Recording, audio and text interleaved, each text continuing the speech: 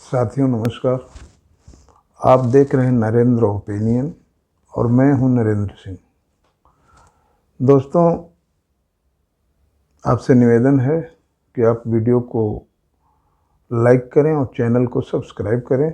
इससे एक मोटिवेशन मिलता है और नए वीडियो बनाने की प्रेरणा मिलती है।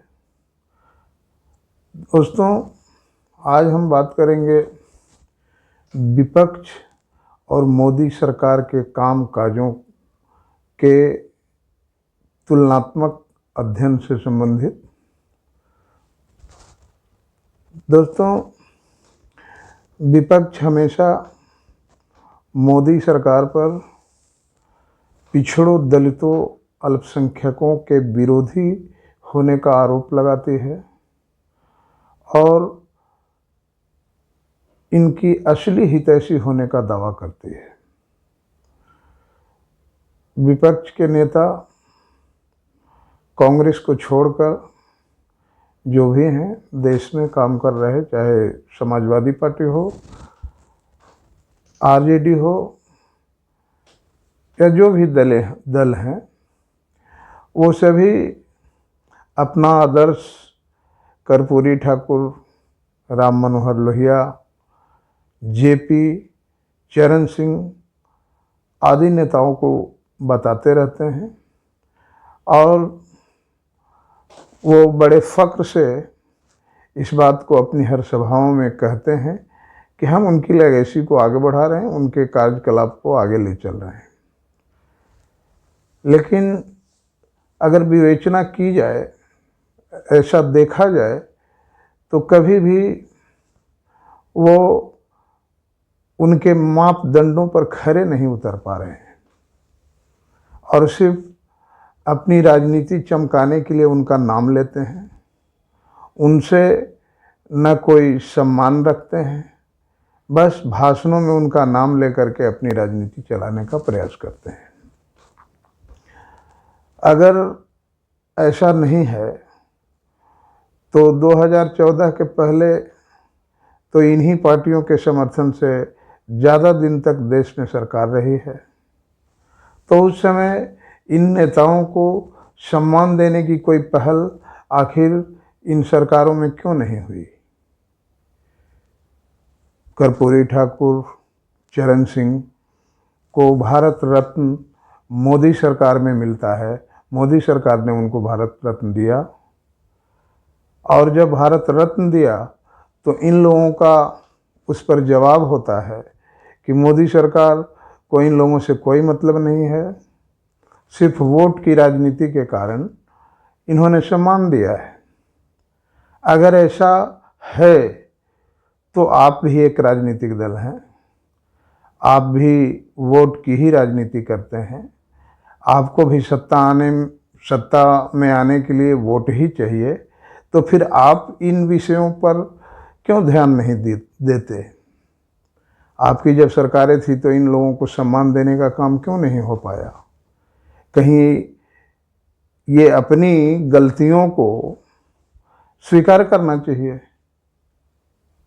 और इस बात के लिए कम से कम मोदी सरकार को धन्यवाद तो ज़रूर देना चाहिए कि उन नेताओं को जिन्होंने समाज को एक नई दिशा दी, समाज के दलित, वंचित, पिछड़ों को आवाज़ दी, उनको सम्मान देने का काम कर रही है।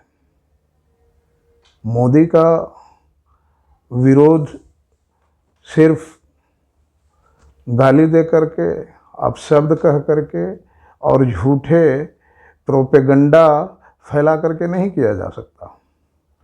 आपको मोदी से लड़ना है, मोदी को हराना है, मोदी का मुकाबला करना है, तो मोदी बनना पड़ेगा।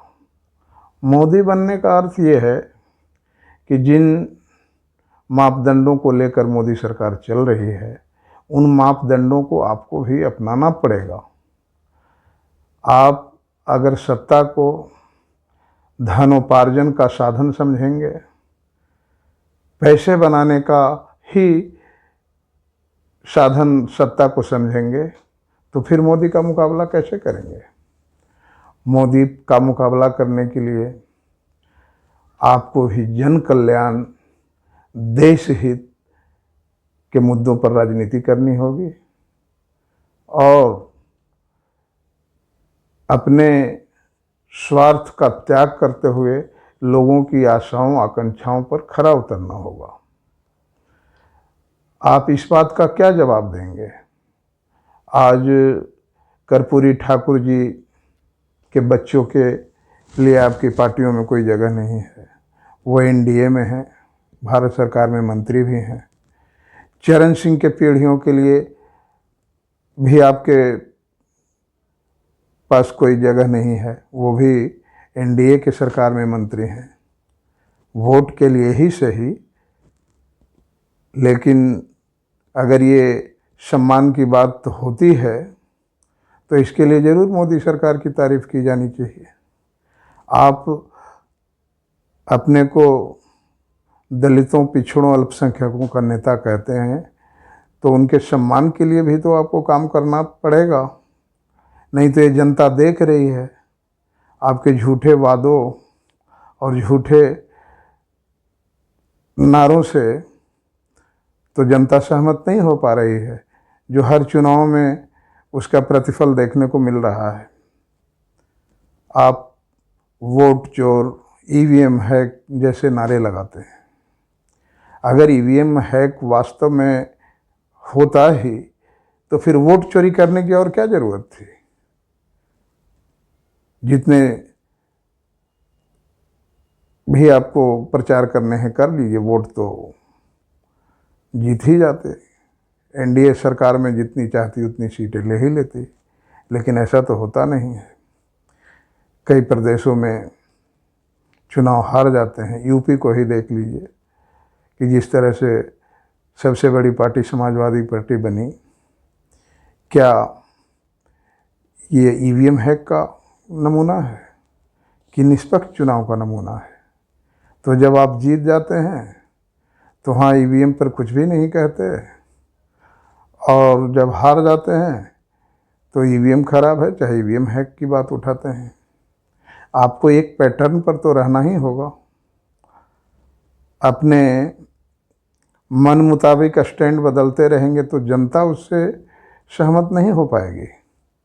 जनता को सहमत करने के लिए आपको एक स्टैंड लेके चलना होगा, जो जनता को भी दिखे कि आपकी कथनी और करनी में समानता है, तभी जनता विश्वास करेगी। झूठ के मुद्दे और नारों से मोदी सरकार का मुकाबला नहीं हो सकता।